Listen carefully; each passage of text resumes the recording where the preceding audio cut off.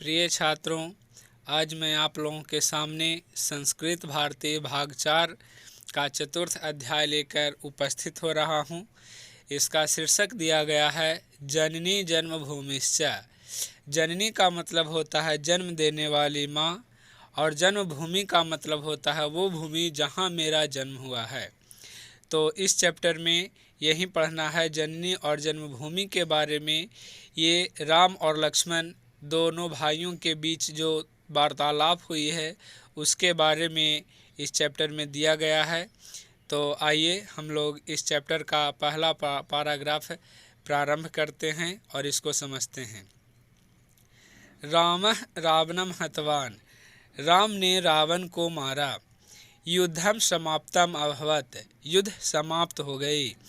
विभीषणः रामम वदत। विभीषण ने श्री रामचंद्र को बोला, इमाम लंकाम भवतः चरणयोः अर्पयामि।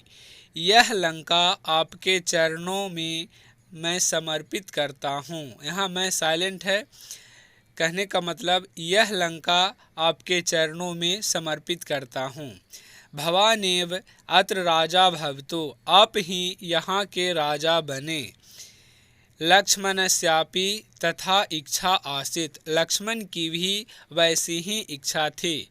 रामः लक्ष्मणम अकथयत्। जब लक्ष्मण की भी यही इच्छा थी तो श्री राम लक्ष्मण को कहते हैं, अपि स्वर्णमयी लंका न मे लक्ष्मण रोचते जननी जन्मभूमिश्च स्वर्गादपि गरीयसी।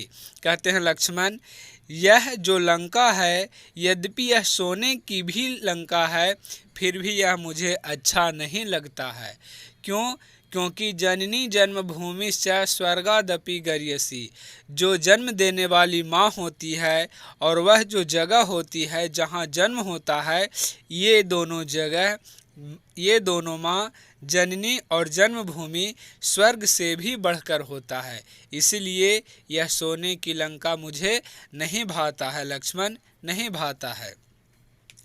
इस चैप्टर में जो कहानी दिया गया है उसमें इस तरह का तस्वीर दे करके दर्शाया गया है हमारी जननी और जन्मभूमि के बारे में। तो आइए अगला पैराग्राफ पढ़ते हैं। सेयम अस्माकम जन्मभूमि भारतम अस्ति। वहीं सेयम का मतलब सा जोड़ यम बराबर सेयम का मतलब वहीं हमारी जन्मभूमि भारत है।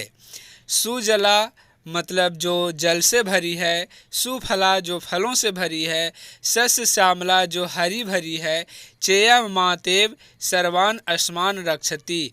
वह और यह माता की तरह हम सबों की रक्षा करती है।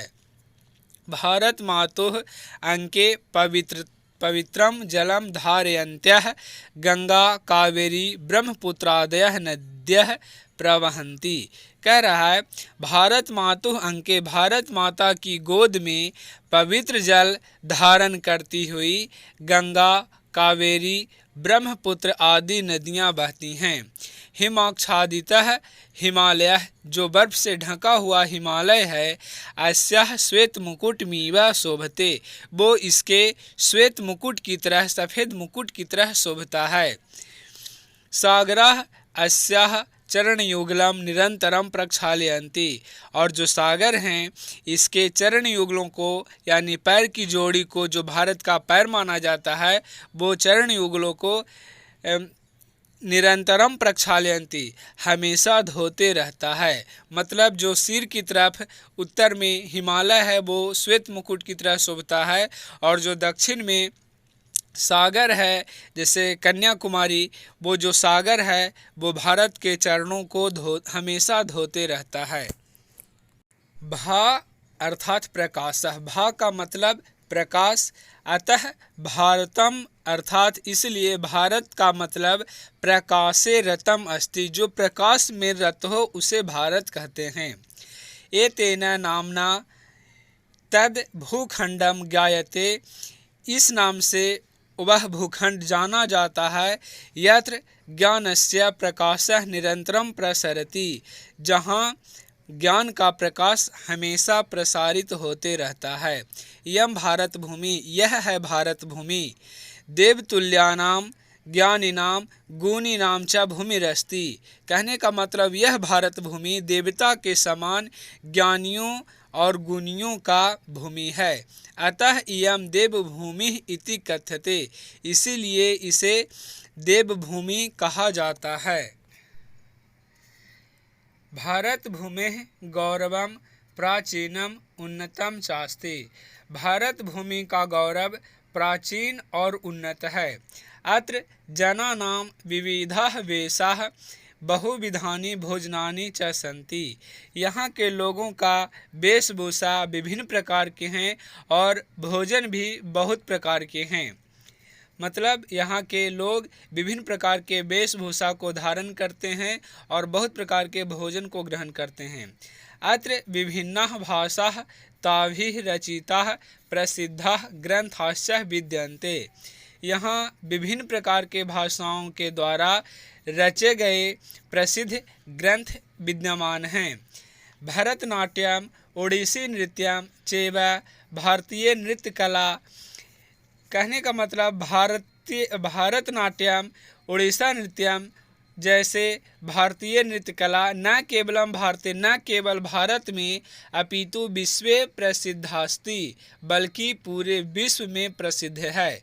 श्रीनगरम कन्याकुमारी चैव मनोहराणि पर्यटन स्थलानि सर्वेषां मनांसि आकर्षन्ति। श्रीनगर कन्याकुमारी की तरह ही मनोहर पर्यटन स्थल है, मनमोहक पर्यटन स्थल है जो कि सभी के मन को आकर्षित करता है। भारते विविधाः धर्माः तेषां विविधानि पूजा स्थलानि च सन्ति।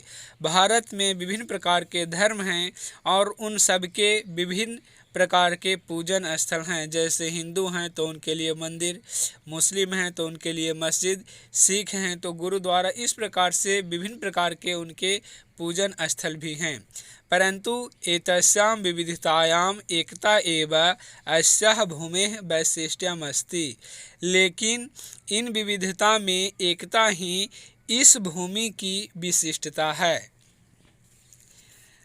शिक्षायां ज्ञान विज्ञानानां च क्षेत्रे भारतं सर्वदा अग्रेसरं विद्यते। शिक्षा और ज्ञान विज्ञान के क्षेत्र में भारत हमेशा से आगे रहा है। प्राचीन काले नालंदा तक्षशिलादि विश्वविद्यालयाः संपूर्णे विश्वे अतीव प्रसिद्धाः आसन्। प्राचीन काल में नालंदा विश्वविद्यालय, तक्षशिला आदि जो विश्वविद्यालय हैं संपूर्णे विश्वे पूरे विश्व में अतीव प्रसिद्धाः आसन्, बहुत ही प्रसिद्ध थे। अब तो ये नहीं रहे, लेकिन प्राचीन काल में नालंदा और तक्षशिला आदि जो विश्वविद्यालय था वो न सिर्फ भारत में बल्कि पूरे विश्व में अति प्रसिद्ध थे, बहुत ही प्रसिद्ध थे। आधुनिक काल में भी चिकित्सा शास्त्रे यानी चिकित्सा के क्षेत्र में संगणक विद्यायाम, संगणक के क्षेत्र में जिसको कंप्यूटर कहते हैं, कंप्यूटर के नॉलेज में अपरेषु वैज्ञानिकेषु क्षेत्रेषु च और अन्य वैज्ञानिक क्षेत्रों में भारतीयाः समग्र विश्वे प्रमुखा सन्ति। जो भारतीय लोग हैं वो समग्र विश्व में, संपूर्ण विश्व में प्रमुख स्थान रखते हैं। अस्माकं कृते इयं भारत भूमिः, हमारे लिए यह भारत भूमि स्वर्गादपि श्रेष्ठा पूज्या चास्ति, स्वर्ग से भी बढ़कर श्रेष्ठ और पूजनीय है। वयं स्वमात्रम इव एतां जन्मभूमि सततं सेवामहे, हम लोग अपने माता की तरह इस जन्मभूमि को हमेशा सेवा करते हैं और करें। एतस्याः एकतां, इसकी एकता, अखंडतां गौरवं च रक्षितुं, इसकी एकता, अखंडता और गौरव की रक्षा के लिए वयं स्वजीवनं त्यागमपि करिष्यामः, हम लोग अपना जीवन का त्याग भी कर देंगे। कहने का मतलब है श्री रामचंद्र लक्ष्मण को कह रहे हैं कि जननी और जन्मभूमि स्वर्ग से भी बढ़कर होता है, इसीलिए जननी और जन्मभूमि के लिए हमें जो कुछ भी करना पड़ेगा वो हम करेंगे। अपना जीवन तक त्याग कर सकते हैं अपनी जननी और जन्मभूमि के लिए। तो साथियों, इस तरह से अपना चतुर्थ अध्याय संपूर्ण हुआ। अब ये आपको शब्द संग्रह दिया जा रहा है। पूरे संपूर्ण कहानी में कहीं भी कोई समस्या हो शब्द को समझने में, तो आप इस तरह के शब्दार्थ को देख सकते हैं और समझ सकते हैं।